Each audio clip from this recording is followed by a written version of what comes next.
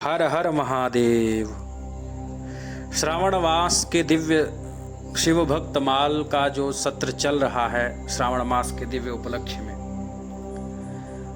आज उसी सत्र में गृत्समद ऋषि की कथा सुनाते हैं।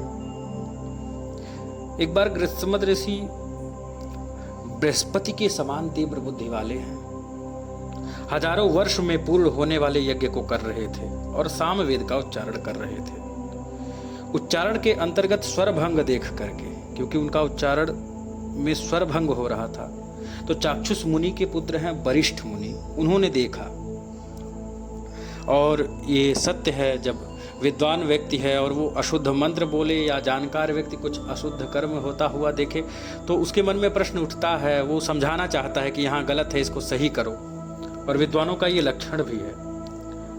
तो वरिष्ठ मुनि ने कहा कि अरे गृत्समद जी, आप मिथ्या दुराग्रह न करें, विचार पूर्वक शुद्ध शुद्ध उच्चारण करिए, जिससे कुछ फल हो। ऐसे उच्चारण से यज्ञ का फल कभी प्राप्त नहीं हो पाता। परंतु उपदेश देने पर भी दुराग्रही विद्वान गृत्समद जी माने नहीं, ध्यान ही नहीं दिए उनकी बात को। पहले की ही तरह मंत्रों को बोलते रहे और उसी में अपने आप को परम पंडित समझ रहे थे। वरिष्ठ मुनि से सहा न गया उन वेद मंत्रों की अशुद्धि।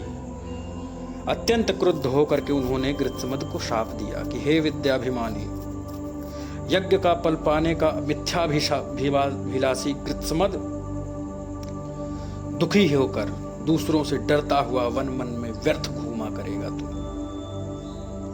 11,800 वर्षों तक जलवायु से रहित निर्जन भयंकर कंटकमय यज्ञांग वृक्षों से शून्य। यज्ञांग वृक्षों से शून्य का मतलब ऐसे वृक्ष जो यज्ञों में प्रयोग नहीं होते, हिंसक जंतुओं से भरे हुए विकट वन में पशु बनकर तू इधर उधर मारा मारा फिरेगा। मुनि के शाप से गृत्समद वन में मृग बन करके रहने लग गए। ऐसी अवस्था में गृत्समद भगवान शिव की शरण में गए। उसी समय आशुतोष भगवान ने प्रसन्न होकर कहा कि अजर अमर और दुख रहित होगा तू।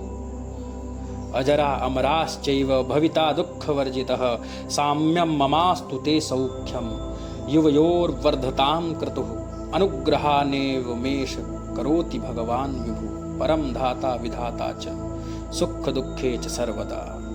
तथा तुझे मेरे समान सुख मिलेगा और तू दोनों का अर्थात इंद्र का और तेरा यज्ञ सफल होगा, यानी यज्ञ का फल भी मिलेगा।